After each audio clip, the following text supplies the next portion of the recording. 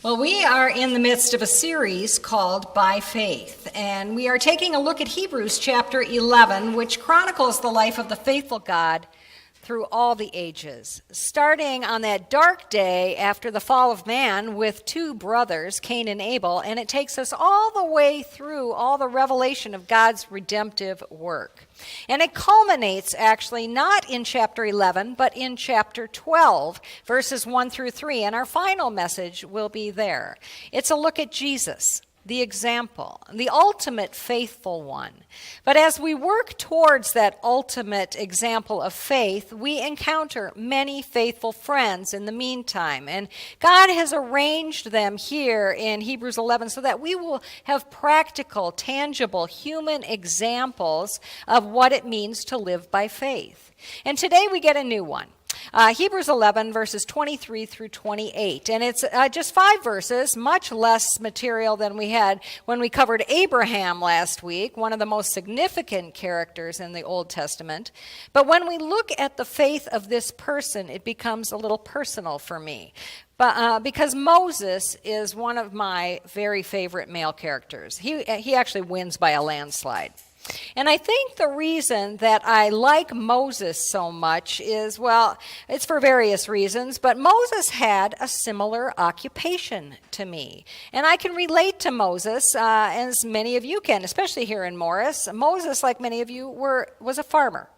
But his predominant occupation was that of a preacher. Moses was a preacher. And Moses wasn't just a communicator, he was also a literary genius. He wrote the first 5 books of the Bible under the inspiration of the Spirit, and the Pentateuch, which was his finest work. The book of Deuteronomy is a collection of all his sermons, and he delivered them at 120 years of age. And the Psalm of Moses that you heard Jay read just a bit ago is a beautiful composition. It chronicles God's work and redemption. And Psalm 90 is the oldest song in the Psalms, and Moses is the author of Psalm 90. And Moses was a phenomenal leader as well. His leadership is inspirational. His wisdom was renowned. He functioned as a warrior in the wilderness and then prepared his people for an entire conquest that even he would not be a part of. You know, Moses was a godly man, and through it all, in Numbers 12:3, it says, "Now the man Moses was very humble, more than any man who was on the face of this earth." What kind of makes me laugh a little bit about this verse is that Moses wrote this. He wrote this of himself. Now that's real humility, isn't it? I mean, you got to love Moses, and I think that God loved Moses too. In that same chapter in Numbers, chapter 12, God describes Moses. He said, "Listen to my words. When there is a prophet among you, I, the Lord, reveal myself to them in visions. I speak to them in dreams. But this is not true of my servant Moses. He is faithful in all my house. With him I speak face to face, clearly and not in riddles. He sees the form of the Lord." Whoa, God loves Moses too. Moses' life closes. His first 40 years as a prince of Egypt, his second 40 years in the wilderness and preparing for a future that God had for him, and his final 40 years leading God's people to the promised land. And then the time comes for Moses to die, and he hands over the mantle of his leadership to Joshua at 120 years old. And Deuteronomy says, again, Moses is writing this, Moses was 120 years old when he died. His eyesight wasn't impaired, and his vigor hadn't diminished a bit. And then it says, since that time, no prophet has emerged in Israel like Moses, whom the Lord knew, and there's that phrase again, face to face. Well, what I love about Moses is that he's this imperfect character, and his proximity to God, though, is what made him all that he is. As a preacher, as a poet, as a writer, as a leader, a prophet, as a lawyer, as a godly man, as a humble man. All of it flowed from this closeness to God. He knew God, he loved God, and he believed in God, and he made all his decisions by faith in God. You know, the writer of Hebrews shows us these windows into Moses' faith to provide us this clarifying picture of the kind of faith that's exemplary. And the reason I say it's exemplary is because it's a faith that we can follow. The things that we see about Moses' faith are all transferable to you and to me and to our life of faith. He selects these 4 clauses where he describes the faith of Moses, and he shows us that Moses' faith is a faith to be followed, a faith to be copied, a faith to grow on. So wherever you are in learning about faith, you can gain from the example of Moses' faith. Let's briefly look at these windows, these moments into Moses' life, and learn how to believe like Moses. So let's take a look at verse 23. By faith, Moses was hidden by his parents for 3 months when he was born because they saw that the child was beautiful and they weren't afraid of the king's orders. So let's just talk about this as the inception of Moses' faith. It begins, interestingly enough, by faith, Moses. And what makes this interesting is not the phrase by faith that we've seen over and over again through this chapter, but that Moses' faith is identified while he is still yet an infant. And the actions that are described in verse 23, being hidden for 3 months by his parents because they saw he was a beautiful child, had nothing to do with anything that Moses did, but rather had everything to do with the choice that his parents made. Again, not needing to go back into this book of Exodus and look at every detail of this moment, you might have enough familiarity of the life of Moses because of the ministry of Charlton Heston. You know, that you might understand what this is a reference to. The point of the first part is that the story of Moses shows us parents holding this baby. They find this baby to be exceptionally beautiful. Now, granted, all the parents think that their babies are beautiful, and if you're wise, you'll actually agree with their assessment. But there was something special about Moses at the outset. There was something special about Moses that caused his parents not even to consider the choice that hundreds of Hebrew parents were being forced to make. At the point of the Egyptian guard's spear, parents were forced to take their precious Hebrew baby boys and throw them into the Nile River. It was either that or die with them. It was that or perhaps orphan the rest of their children, and so many of them made a costly and difficult and painful choice. And the beginning of Moses' faith in this epic picture of his life begins with the faith of Moses' parents. Now, don't get me wrong, Moses didn't inherit their faith. They didn't pass it on to him. Instead, the faith of Moses' parents would provide for Moses, for his life to be spared rather than to be killed. It was the parents' decision to disobey and to defy the Pharaoh.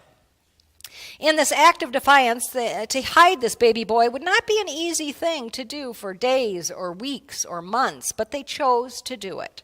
And this act of defiance, despite the threat of danger to their entire family or even their community. And so Moses began with this heritage of faith from his parents. And it's a faith that the first readers of this letter of Hebrews huddled in that little church, knowing that so many of their friends have been arrested and imprisoned, and they'd gone back to Judaism. So many of the people they know are now realizing that they're entering this period of time where the Christian faith will be illegal, and they have no idea how long it's going to last. And so they are hearing about the faith of Moses via his parents. And this story would be recounted over and over again to Moses as he grew old. You know, I can't help but consider baby Brody this morning as we get ready to baptize him. and the faith of his parents and his grandparents and great-grandparents, to have promise alongside all of you to raise him up in the faith of Jesus Christ. How often will this moment be retold to him over and over the years? You know, this story had to be one of the turning points in Moses' life of faith as he faced the dilemma of who he would identify with. Would he identify with his adopted Egyptian family? Because eventually Moses would be placed in that basket of pitch and sent down the Nile River, not to drown, but to be saved. And at the very foot of Pharaoh's palace, he would be plucked out of those reeds and he would be adopted, not just into this large household of Pharaoh, but into the most intimate circle, becoming the son of Pharaoh's daughter. This was the beginning of Moses' faith, and it's the beginning of Brody's faith before he's even aware. And it's a word to all parents that their faith can be a faith to grow on and to build on. And it's a word to those of you who come from a faith-filled family to be mindful of the sacrifices and the faithfulness that went before you. The next one, fast forward through Moses' childhood, and you'll find in verses 24 through 26. And it says, by faith, Moses refused to be called the son of Pharaoh's daughter when he was grown up. He chose to be mistreated with God's people instead of having the temporary pleasures of sin. He thought that the abuses he suffered for Christ were more valuable than the treasures in Egypt, since he was looking forward to the reward. Verses 24 through 26 give us another window into Moses' life. And by this time, now he's a grown man. And it's obvious that Moses is a combination of two worlds, that though he was raised in Pharaoh's household, given all the education that he would have had being the son of Pharaoh's daughter, he had all the privileges that came from the massive wealth of Egypt. He had luxurious food and clothing and recreations, and he experienced what it was like to be a prince. But he knew that his family was not inside the palace, but rather outside the palace. So many would have chosen to stay with that palace life. And I mean, it was the sovereignty of God that placed him there. Why wouldn't he make the most of it while he was there? I mean, why wouldn't he just be an advocate to all those outside the walls and keep that life of luxury? Why would he then choose to leave the palace and throw it all away? It was a choice that he made by faith. And it's the exact same choice that you face whenever you turn against any sinful pleasure for an eternal reward. It's at this point in Moses' life that we see this stage of the game. He's an adult now, and his identity is before him, and he has a choice to make. Moses chose to endure ill treatment with the people of God. He chose to be a slave. He wasn't an Egyptian, after all. The luxury and privilege he had experienced up to that point were merely temporary pleasures. He considered ill treatment and abuses to be greater riches than the treasures of Egypt, because he was looking forward, like we talked about last week, he was looking forward to the reward. Moses knew that to be associated with God and with God's people was not just a mere noble way, and it wasn't just the right thing to do. Moses knew that being associated with God was actually greater pleasure, more valuable treasure, greater riches. For Moses, it was clear. With the knowledge that of God that he had, he said, Messiah's treasures are better than Egypt's treasures. And he embraced them because a greater city was consuming his consuming vision. And if you want a faith that finishes to the end, then a greater city will also be your consuming vision as well. And you will live and you will choose and you will work towards that reward. Well, how do you do it? Well, verse 27 gives us another window into his life. By faith, he left Egypt. He left Egypt without being afraid of the king's anger. He kept on going as if he could see what was invisible. Moses' finishing faith was not only founded by God in verse 23, it was not only fixed on a heavenly reward in verses 24 through 26, but it was consumed with God. Verse 27, this is all translatable experiences for your faith, especially this one. It's how chapter 1 began. Back in verse 1, this chapter back in verse 1. Faith is the assurance of things hoped for, the conviction of things not seen. Faith sees the invisible. Faith has eyes on the prize. Faith has a reflex and a response to the revelation of God. Faith perseveres. And so Moses, like we read in Numbers and like we read in Exodus, knew the form of Yahweh. He knew God face to face. He radiated with the glory of God because of his closeness and intimacy with God. And it is that consumed heart towards God, the desire for God, that will motivate you to follow God forever. It was that same vision of God and that same voice that caused Moses to respond to God in obedience, not for a decade, but dozens of decades. He would follow after God for all those years until he was 120 years old. And God would sustain his vigor, but more importantly, God would sustain his faith. That's how Moses persevered and endured, because he saw the unseen God. And fourth and final, the portrait of Moses' faith.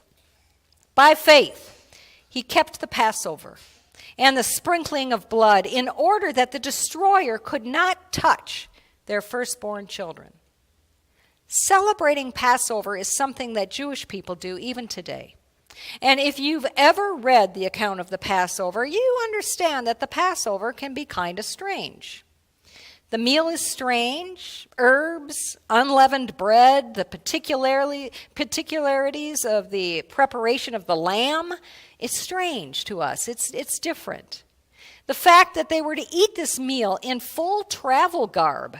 I mean, you've got your bag and your sandals on, and you've got your staff there, and you're ready to leave at any moment. The first one made sense, right? Because they knew that God was calling them out of Egypt. But forever? They're supposed to keep dressing up forever? All these little vignettes of the Passover meal are kind of strange. And the Passover became the signature event of Israel's history to commemorate God leading the people out of Egypt and out from under Pharaoh's thumb. And the first time had to be out of this world strange, right? I mean, they were supposed to kill a lamb and then take its blood and paint it on the door frames. And then they were supposed to cook up this meal in a certain way and sit fully dressed, anticipating leaving at any moment. This is a strange and weird meal, but it's strange and weird because it's full of rich symbolism. And it's a celebration of an escape from Egypt that to first observers had not happened yet. It was a meal of faith. They have on their travel clothes, but 9 times they'd been turned away by Pharaoh.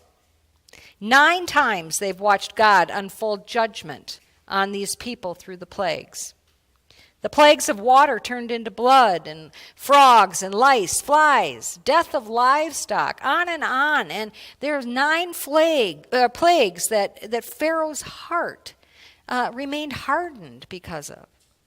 You know, Moses is not begging him to let the people go so they will be released. They're not going to be released. So God tells his people, observe the Passover exactly as I've commanded it. And they're about to realize that no one, not even the Hebrew people, are exempt from judgment.